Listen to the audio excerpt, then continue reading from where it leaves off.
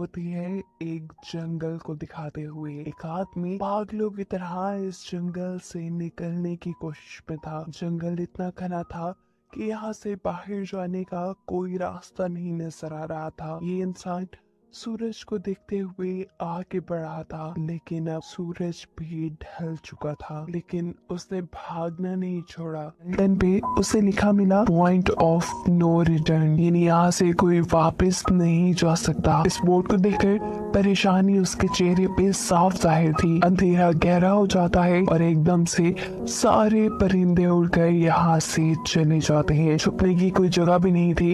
ये आदमी बहुत ज्यादा डर रहा था, इसीलिए दरख्त के ऊपर चढ़ जाता है। और उसकी बदकिस्मती कि वो इतने ऊंचे दरख्त से गिर गया। इससे पहले कि वो बेहोश हो जाता, हम देखते हैं कि कोई उसे खींच के ले गया। खींचने वाला कौन था ये नहीं दिखाया गया, लेकिन हमें साथ में की दर्द भरी चीखें सुनाई दी गई। सीन कट होता है और हमें 6 दिन बाद शहर में मीना नाम की एक लड़की को दिखाया जाता है। मीना की कोई दोस्त या फैमिली नहीं थी सिवाय एक बहन की। इस टाइम वो जिस पेट स्टोर पे काम कर रही थी, उसके बॉस उसे एक पैरट को जू पे छोड़ कर आने का ऑर्डर देते हैं। मीना इस पैरट को उठाकर अपने घर ले जाती है क्योंकि उसे अगले दिन जू जाना था। रात उसने इस पैरट के साथ गुजारी और फिर सुबह होने पर वो इस पैरट को लेकर जू के लिए निकल गई। लंबी सड़क पर चलते चलते एकदम से शायद उसने गलत टर्न ले लिया और वो पहुंच गई जंगल के बीचों बीच। ये वही जंगल था जहां हम पहले एक आदमी को गायब होता देख चुके हैं। पहले तो वो अपनी गाड़ी के जरिए ही इस जंगल के अंदर जाती रही, लेकिन जब उसे यहाँ से बाहर निकलने का रास्ता समझ नहीं आया तो उसे इस गाड़ी से उतरना पड़ा। उसे लगा कि शायद यहाँ करीब कोई होगा जिससे वो मदद मांग ले। वो अपने पैरट को लेकर आगे बढ़ने लग जाती है। अंधेरा भी गहरा होता जा रहा था। एकदम से पहले की तरह ही सभी परिंदे इन दरख्तों से उड़ जाते हैं। मीना को अब डर लगने लगा था क्योंकि जमीन भी जोर जोर से हिल रही थी। उसे अपने करीब किसी के होने का भी एहसास होता है। दूर एक बूढ़ी औरत भाग रही थी। मीना भागते हुए उसका पीछा करती है। वो उसे मदद मांग रही थी, लेकिन वो औरत रुकती नहीं, भागती रहती है। मीना जब उसका पीछा करते करते थक गई तो वो वहाँ रुक गई। उसके रुकने पर बूढ़ी औरत ने उसे आवाज देकर कहा, अगर जिंदा रहना चाहती हो तो तेजी से भागकर हमारी तरफ आओ। ये सुनते ही मीना दोबारा उस बूढ़ी औरत की तरफ भागी और वो बूढ़ी औरत उसका हाथ पकड़कर उसे एक घर में ले आई। घर आते ही उसने इस घर को लॉक कर लिया। ये कोई घर नहीं था बल्कि एक काफी अजीब कमरा था जिसपे एक बहुत बड़ा सा मिरर लगा हुआ था। इस बूढ़ी औरत के साथ यहाँ 2 और लोग भी थे। मीना घबरा कर इन लोगों से पूछती है ये कौन सी जगह है। ये लोग कोई जवाब नहीं देते और उसे मिरर के सामने खड़े होने को कहते हैं क्योंकि कोई उन्हें देखने आने वाला था। मीना पूछती है आखिर कौन देखने आ रहा है, तो वो बूढ़ी औरत मेडलाइन जवाब देती है हमें वॉचर्स देखने आ रहे हैं। एकदम से यहाँ अजीबोगरीब आवाजें भी गूंजने लगी। इस बूढ़ी औरत ने बताया कि वॉचर्स तुम्हारे आने से खुश है, वो यहाँ तालियां बजा रहे हैं तुम्हारे लिए। मीना बुरी तरह कंफ्यूज थी। मेडलाइन जिन्हें वॉचर्स कह रही थी उन्हें ना तो अभी तक मूवी में दिखाया गया और ना ही मीना या किसी और ने उन्हें देखा था। ये रात गुजर जाती है। सुबह होने पर ये लोग इस जगह से बाहर निकल आते हैं। मेडलाइन बताती है कि वो वॉचर्स सिर्फ रात में ही बाहर निकलते हैं, दिन के वक्त हम लोग जंगल में आजाद घूम सकते हैं। मीना को इस जंगल में नहीं रहना था तो यहाँ से निकलने के लिए आगे बढ़ जाती है, पर मेडलाइन कहती है कि तुम्हारा अच्छा फैसला नहीं, इस जंगल से बाहर निकलने का कोई रास्ता नहीं है। रात होने से पहले पहले हमें इस घर में वापस आना पड़ता है। अगर तुम लेट हो गई तो तुम अपनी जान से हाथ धो बैठोगी। मीना किसी की बात नहीं सुनती और अपने पैरट को लिए आगे बढ़ती रहती है। आगे बढ़ने पर उसे भी वही साइन दिखाई दिए, पॉइंट ऑफ नो रिटर्न वाले। इन्हें देखकर वो घबरा तो गई, लेकिन पहले वाली लड़की की तरह ही वो सूरज को देखकर सूरज की डायरेक्शन में आगे बढ़ती रही, पर जंगल से निकलने में कामयाब नहीं हो सकी। एकदम से उस जमीन के नीचे हलचल महसूस हुई। वो डर गई और वापस उसी घर की तरफ भागी। वो हार चुकी थी। यहाँ मेडलाइन उसे हौसला देती है और कहती है कि सिर्फ तुम ही नहीं जिसने यहाँ से निकलने की कोशिश की और हार गई, हम भी तुम्हारी तरह ही हार कर यहाँ रुके हैं। यहाँ से बाहर निकलने का कोई रास्ता नहीं। ये जंगल आत्माओं को अपनी तरफ लेकर आता है और फिर अजीब अजीब चीजें इंसानों को दिखाता है। ये तुम्हें पागल भी कर सकता है, इसीलिए अगर जिंदा रहने चाहती हो तो हमारे साथ ही रहो। ये जंगल एक शिकारी है और हम सब उसका शिकार। मेडेलाइन उसे पॉइंट ऑफ नो रिटर्न वाले काफी सारे साइन बोर्ड दिखाती है जो कि जंगल में गोल दायरे में लगाए गए थे। मेडेलाइन बताती है कि ये हमारे घर से आधे दिन के फासले पे लगे हैं, अगर इससे आगे गए तो वापस लौटना मुश्किल हो जाएगा, इसलिए कभी भी ये तुम्हें नजर आए तो तुम इन्हें इग्नोर मत करना। मीना पूछती है ये सब किसने बनाया, तो वो जवाब देती है ये एक प्रोफेसर ने बनाया था। रात हो जाती है कि लोग वापस उस घर के अंदर आ जाते हैं।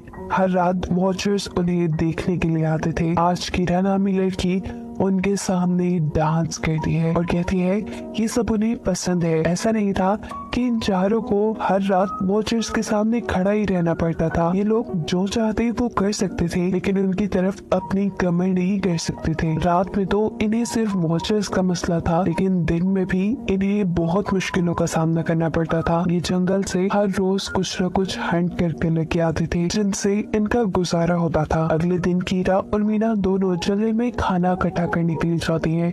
मीना कीरा से सवाल करती है आखिर के वॉचर्स चाहते क्या हैं? कीरा बताती है मुझे भी कुछ खास नहीं पता, लेकिन मेडेलाइन के पास एक थ्योरी है। उसके मुताबिक ये वॉचर्स हमें देखते हैं, हमें ऑब्जर्व करते हैं, लेकिन अगर हमने इन वॉचर्स को देखा तो हम पागल हो जाएंगे। कीरा अब उसे एक गड्ढा दिखाती है और कहती है ऐसे बहुत से गड्ढे जंगल में मौजूद हैं। दिन के वक्त ये सारे के सारे वॉचर्स इन गड्ढों में रहते हैं और रात में वो यहाँ से बाहर निकल आते हैं। मीना कीरा को बताती है कि उन्हें यहाँ फंसे हुए 6 महीने हो गए हैं।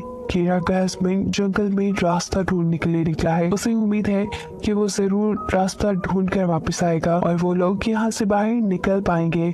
हमें मालूम होता है कि असल में कीरा का हस्बैंड वही आदमी था जिसे हमने मूवी के स्टार्ट पे देखा, जिसे कोई यहाँ से ले गया।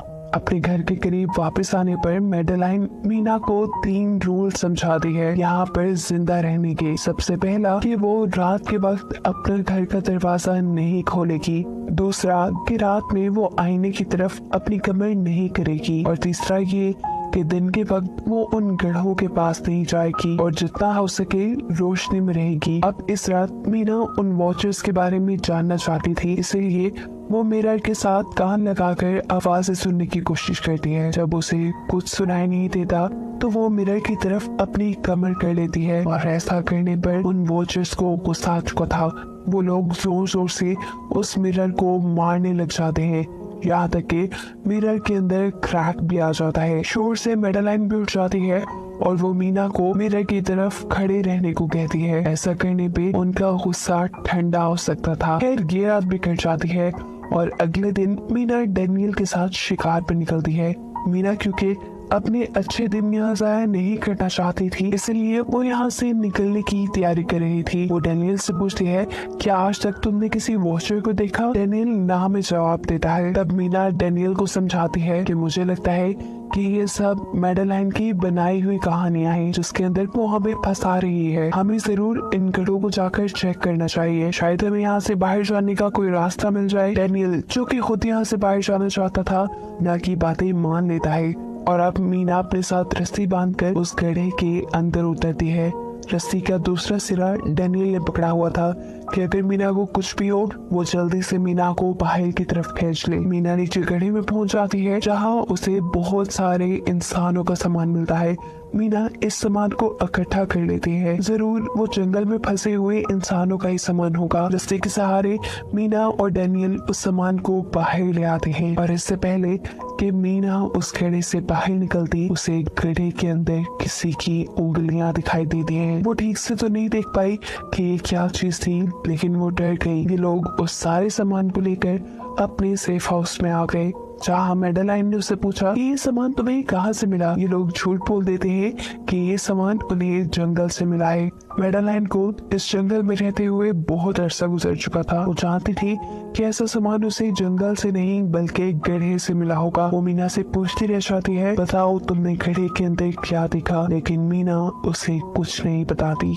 अब इन लोगों को गड्ढे से कैमरा भी मिला था। इस कैमरा को सीसीटीवी कैमरा बनाकर डैनियल और मीना इस घर के बाहर लगा देते हैं ताकि ये लोग भी वॉचर्स को देख पाए। मेडलिन उनको समझाती रह जाती है ये तुम गलत कर रही हो, लेकिन ये दोनों उसकी एक नहीं सुनते। आज ये लोग वॉचर्स के इंतजार में बैठे थे ताकि इन्हें वो देख पाए। अभी तक वॉचर्स नहीं आए थे, लेकिन आज इनके साथ कुछ अजीब होता है। उनका दरवाजा खटखटाया जाता है। ये लोग कैमरे से देखते हैं तो वहाँ उन्हें इंसानी टांगे दिखाई दे रही थी। बाहर जो कोई भी था वो कीरा के हस्बैंड की आवाज में बात कर रहा था। कीरा को लगा कि जरूर उसका हस्बैंड यहाँ से बाहर निकलने का रास्ता ढूंढ आया है। वो जल्दी से उठ के दरवाजा खोलने के लिए जाती है, लेकिन मेडलाइन उसे रोक देती है और कहती है तुम ये दरवाजा नहीं खोल सकती, मैं जानती हूँ बाहर तुम्हारे हस्बैंड नहीं है। कीरा को मेडलाइन की बातों पे यकीन नहीं था, इसीलिए मेडलाइन कहती है तुम इसका इम्तिहान ले लो। तुम मुझसे कोई ऐसी बात पूछो जिसके बारे में सिर्फ तुम या तुम्हारा हस्बैंड जानता हो। कीरा बाहर खड़े हुए इंसान से एक किताब के बारे में सवाल करती है जिसके बारे में उसे पता होना चाहिए था, लेकिन जब बाहर खड़ा हुआ इंसान कोई जवाब नहीं देता तो ये समझ जाते हैं कि ये वॉचर ही है। ये जब दरवाजा नहीं खोलते तो वॉचर इनके बाहर लगाए हुए कैमरा को तोड़ देता है। सभी वॉचर अब गुस्से में आ चुके थे। वो इनके घर के बाहर लगा हुआ शीशा भी तोड़ने वाले थे, लेकिन ये सब लोग शीशे के सामने खड़े हो जाते हैं। उनके ऐसा करने पर वॉचर्स ने शीशा तोड़ना बंद कर दिया और वो इनको मारने नहीं आए। रात इनके साथ ये काफी सारी गलत चीजें हो गई थी, इसीलिए डैनियल और मीना ने डिसाइड किया कि वो मेडलाइन को सच बता देंगे कि वो गड्ढे में गए थे। और इस बात से वो बहुत ज्यादा गुस्सा हो जाती है कि उन्होंने एक रूल तोड़ दिया था। मेडलाइन उस गड्ढे से लाया हुआ सारा सामान उठाकर वापस उसी गड्ढे में फेंक देती है और अब ना चाहते हुए मीना भी यही रहने वाली थी। वक्त गुजरता गया, मौसम भी बदल गया, सर्दियां आ गई थी, लेकिन अभी तक ये लोग यही फंसे थे। मीना हर रोज यहाँ से बाहर निकलने वाले रास्ते की तलाश में जाती थी, लेकिन उसे कोई रास्ता नहीं मिलता था। उसने एक नक्शा भी बनाया था, उसे यकीन था कि कभी तो वो ये नक्शा पूरा कर ही लेगी। सर्दियों की वजह से इन्हें खाना भी ठीक से नहीं मिल रहा था और खाना ना मिलने की वजह से इनकी दिमागी हालत खराब होती जा रही थी। और इसी सब में मेडलिन और डैनियल का झगड़ा हो जाता है। उसे में वो मेडलिन के साथ साथ मीना को भी बाहर ही छोड़ के कीरा को सेफ हाउस में ले जाकर लॉक कर देता है। अंधेरा भी होने वाला था। मेडलिन और मीना बहुत दरवाजा खटखटाती है, डैनियल की मिन्नतें करती है कि प्लीज ये दरवाजा खोल दो, लेकिन वो दरवाजा नहीं खोलता। फिर अंधेरा भी हो गया और मजबूरन इन्हें अपनी जान बचाने के लिए एक घने दरख्त के नीचे खड़ा होना पड़ा। अब तो इन्हें वॉचर्स के आने की आहटें भी सुनाई दे रही थी। इस टाइम मीना और मेडलिन के साथ हम ऑडियंस को भी इन वॉचर्स की एक झलक दिखाई जाती है। ये लोग लंबे लंबे, पतले और खतरनाक थे। अपने घरों से निकलकर ये सब इंसानों को देखने के लिए इस सेफ रूम तक पहुंचते हैं। और जब ये लोग देखते हैं कि मीना और मेडलिन वहाँ नहीं है तो उनको खाने के लिए ये लोग जंगल में उन्हें ढूंढने लग जाते हैं। और इन क्रिएचर्स के दूर जाते ही मीना और मेडलिन को मौका मिल जाता है दोबारा अपने सेफ हाउस तक आने का। इस मर्तबा वो जोर जोर से दरवाजा खटखटाते हैं और आखिर डैनियल उनके लिए दरवाजा खोल ही देता है। ये लोग घबराए हुए थे क्योंकि इन लोगों ने अब वो क्रिएचर देख ली थी। मेडलिन इन सबसे आकर कहती है कि मैंने तुमसे झूठ बोला था कि मैं यहाँ पे फंस गई। असल में मैं इन्हीं क्रिएचर्स की तलाश में यहाँ आई थी, क्योंकि मैंने किताबों में पढ़ रखा था कि ये सारे क्रिएचर्स परियां हैं, फेरीज हैं, लेकिन यहाँ आकर मैंने जब इन्हें देखा तो मुझे पता चला कि ये तो मॉन्स्टर यानी राक्षस हैं और साथ ही साथ काफी अक्लमंद भी। ये लोग भेस बदल सकते हैं। मैंने जिसको देखा था उसने बिल्कुल मेरे जैसा ही अपना रूप बना लिया था, बस उसके बाल थोड़े बिखरे हुए और आंखों के नीचे गड़े थे।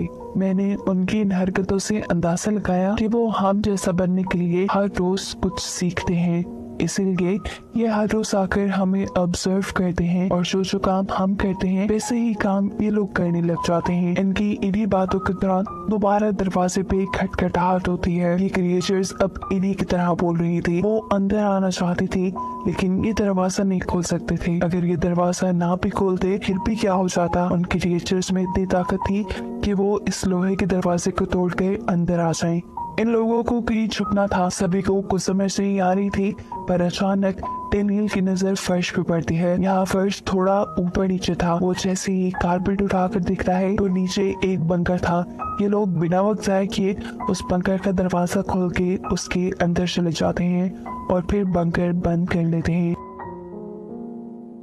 ये लोग इस चीज से हैरान थे कि ये बंकर इतने अरसे से यहाँ था और इन लोगों को पता भी नहीं चला। इस बंकर के नीचे बहुत फैसिलिटीज थी, हजारों दिन का खाना, बहुत सारी टीवी, टेक्नोलॉजी और भी बहुत सा जरूरत का सामान रखा था। मीना जानना चाहती थी कि आखिर ये जगह किसने बनाई, इसीलिए वो इस कंप्यूटर को ऑन कर लेती है। इस कंप्यूटर में इंटरनेट तो नहीं था, लेकिन बहुत सा डाटा सेव था, जिसे खोलने पर इन्हें पता चलता है कि ये सारी जगह डॉक्टर मार्टिन ने बनाई थी। ये असल में प्रोफेसर को इन क्रिएचर्स के बारे में पता था। वो इन क्रिएचर्स पर रिसर्च करना चाहता था, इसीलिए उसने ये बंकर बनाया था। वो इस बंकर में रहता था। पैसों का लालच देकर वो दूसरे इंसानों को यहाँ लेकर आता था और रात के वक्त उन्हें ऊपर रूम्स में छोड़कर खुद इस बंकर में आकर छुप जाता था और वो मॉन्स्टर फिर उन इंसानों को खा जाया करते थे। अपनी सारी रिसर्च के दौरान डॉक्टर मार्टिन बताते हैं कि ये क्रिएचर कोई मॉन्स्टर नहीं, बल्कि असल में फेरीज थी जो पहले इंसानों के साथ रहती थी, लेकिन फिर इंसानों ने इन्हें धोखा दिया। इन्हें यहाँ जंगलों में फंसाकर वो यहाँ से निकल गए और काफी साल जमीन के नीचे रहने की वजह से इनका जादू और इनके पर चले गए। डॉक्टर मार्टिन बताते हैं कि सारी रिसर्च के दौरान उन्हें एक सबसे अलग फेरी मिली जो रोशनी में भी उन गढ़ों से बाहर आ सकती थी।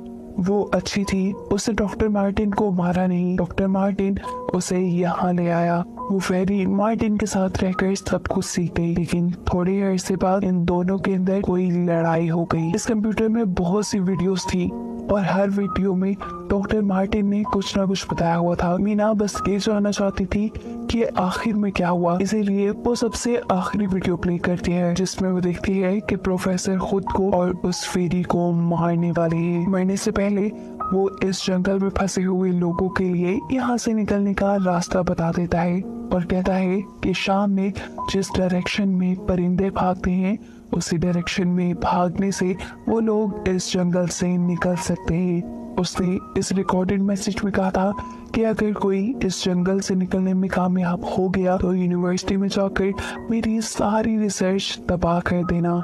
बस कुछ राज से रहने चाहिए। मैंने यहाँ आकर बहुत बड़ी गलती की थी। मैं वो दुनिया नहीं बना सका जिसका मैंने ख्वाब देखा था। मैं इंसानों और फेरिस को एक साथ नहीं रख पाया। खैर आज रात इनकी काफी खुशी में कटती है क्योंकि इन्हें बाहर जाने का रास्ता मिल गया था। सभी लोग अब बंकर से बाहर निकलते हैं तो देखते हैं कि इनका सेफ हाउस ऑन वॉचर्स ने पूरी तरह तबाह कर दिया है। ये लोग अब यहाँ जंगल से निकलने के रास्ते में बढ़ जाते हैं। वो परिंदे जिनके बारे में प्रोफेसर बता रहे थे वो तो शाम को उड़ने वाले थे, लेकिन इन्हें शाम होने से पहले जंगल से बाहर निकलना था। इसलिए मीना अपने पास मौजूद पैरेट को आजाद कर देती है। जिस डायरेक्शन में वो उड़ता है ये लोग उसी डायरेक्शन में चलने लग जाते हैं। चलते हुए रास्ते में इन्हें एक कब्र मिली। मेडेलाइन इस कब्र को देखकर बताती है कि एक वक्त था जब ये लोग इंसानों के साथ रहते थे, लेकिन इंसानों ने इनके साथ बहुत बुरा किया, धोखा किया और इन्हें यहाँ जंगलों में छोड़कर वो चले गए। और क्योंकि इन फेरिस ने अपने पर और अपनी जात को खो दिया, इसलिए अब कभी वो इस जंगल से बाहर भी नहीं जा सकते। चलते हुए ये लोग एक नदी के पास पहुंच गए। फाइनली इस नदी के जरिए ये लोग इस जंगल से निकल सकते थे। शाम भी हो चुकी थी। वो फेरिस, वो वॉचर्स अब जमीन से बाहर निकलने लगे थे। इससे पहले कि ये लोग डॉक्टर मार्टिन की बोट में बैठकर यहाँ से दूर चले जाते, डेनियल को यहाँ अपना साथी जॉन मिल जाता है। वो जख्मी हालत में था। डेनियल उसकी मदद के लिए आगे बढ़ता है। बाकी सब अपनी बोट में बैठ गए थे। इससे पहले कि डेनियल वापस आता ये लोग देखते हैं कि डेनियल जिसकी मदद करने गया वो कोई इंसान नहीं बल्कि रूप बदलने वाली फेरी थी, जिसने अब उनकी आंखों के सामने डेनियल का रूप ले लिया था। ये सब लोग डेनियल के लिए कुछ नहीं कर पाते। उस फेरी ने अब डेनियल के माथे पे एक निशान बनाते हुए उसे जान से ही मार डाला था। इन्हें मालूम होता है कि फेरीज ये नदी पार नहीं कर सकती और फाइनली ये लोग खुद इस नदी को पार करके शहर तक पहुंच जाते हैं। सीन कट होकर हमें दिखाया जाता है कि अब मीना डॉक्टर मार्टिन के कहे के मुताबिक उनकी यूनिवर्सिटी में उनका सारा डाटा खत्म करने के लिए आई है, और इससे पहले कि वो उनका रिसर्च डाटा डिलीट करती, उसे इसके जरिए एक नई बात पता चलती है कि जब हजारों साल पहले इंसान और फेरीज एक साथ रहते थे तो तब इनकी शादी भी हो जाया करती थी। ऐसे इंसानों और फेरीज के बच्चे भी हुए जिन्हें हाइब्रिड्स कहा जाता है। उसे यहाँ पे ये बात भी पता चली कि मैडेलाइन जो उन्हें वहाँ मिली थी वो कोई और नहीं बल्कि प्रोफेसर की वाइफ ही थी। वो कंफ्यूज हो जाती है कि मैडेलाइन ने उसे ये बातें क्यों नहीं बताई। इस सारी कंफ्यूजन को शेयर करने के लिए वो कीरा के पास आती है और उसे बताती है कि जिस मैडेलाइन से हम जंगल में मिले थे वो असल में प्रोफेसर मार्टिन की वाइफ थी, लेकिन उसने हमें ये सच्चाई इसलिए नहीं बताई क्योंकि वो एक इंसान नहीं बल्कि एक भेस बदलने वाली फेरी ही थी। ये सुनकर कीरा हैरान हो जाती है। असल में काफी सालों पहले प्रोफेसर की वाइफ मैडेलिन लंग्स कैंसर की वजह से मर गई थी। प्रोफेसर उनसे बहुत प्यार करते थे, वो उनके साथ ही रहना चाहते थे, और फिर प्रोफेसर को पता चला इन भेस बदलने वाली फेरीज के बारे में। अपनी वाइफ की फोटो दिखाते हुए उसने उस फेरी को मैडेलाइन जैसा बना दिया। अभी ये सारी बातें मीना बता ही रही थी तो एकदम से उसे पता चला कि वो ये सारी बातें कीरा को नहीं बल्कि मैडेलिन को ही बता रही है, जिसने इस वक्त कीरा का भेस बदला हुआ था। जैसे ही असली कीरा यहाँ आती है मैडेलिन उसे बेहोश कर देती है, जिसके बाद वो फौरन मीना पे हमला करने के लिए आगे बढ़ती है ताकि उसका राज राज ही रहे। इससे पहले कि वो मीना को मार देती वो उससे कहती है, मैं इकलौती थी जो जंगल में सबसे अलग थी। वहाँ सारी फेरीज मेरा मजाक उड़ाती थी, मैं दिन के वक्त भी बाहर निकल सकती थी। इसी गुस्से में उन्होंने मुझे वहाँ से बाहर निकाल दिया। तब मीना उसे कहती है, तुम अलग नहीं थी, तुम बहुत ज्यादा खास थी। असल में तुम हाइब्रिड हो, आधी इंसान और आधी फेरी हो। इसी वजह से तुम फेरीज के साथ भी रह सकती हो और इंसानों के साथ भी, और यही वजह है कि तुम उस जंगल से बाहर निकल आई। मीना के सारा सच बताते ही एकदम से मैडेलिन के पास उसके पैर और उसके जादू वापिस आ जाता है, जिसके बाद वो मीना को यही छोड़कर यहाँ से उड़ जाती है। अब कहानी कुछ हफ्तों बाद की दिखाई जाती है जहाँ मीना अब अपनी बहन के पास गई है। जंगल और फेरी वाले सारे वाक्य के बाद वो काफी डर गई थी और अब वो अपनी बहन के साथ ही रहना चाहती थी। उसने अपनी बहन को बताया कि मुझे लगता है कि वो फेरी अभी भी मेरा पीछा करती है। तब मीना की बहन उससे कहती है, तुम डरो नहीं, कुछ नहीं होगा। और कहानी के आखिरी सीन में हमें एक बच्ची को दिखाया जाता है जो कि इस वक्त भी मीना के घर के नीचे ही थी। ये कोई और नहीं बल्कि वो फेरी मैडेलाइन ही है जो इनकी दुनिया में इस बच्ची के रूप में रह रही है, और इसी को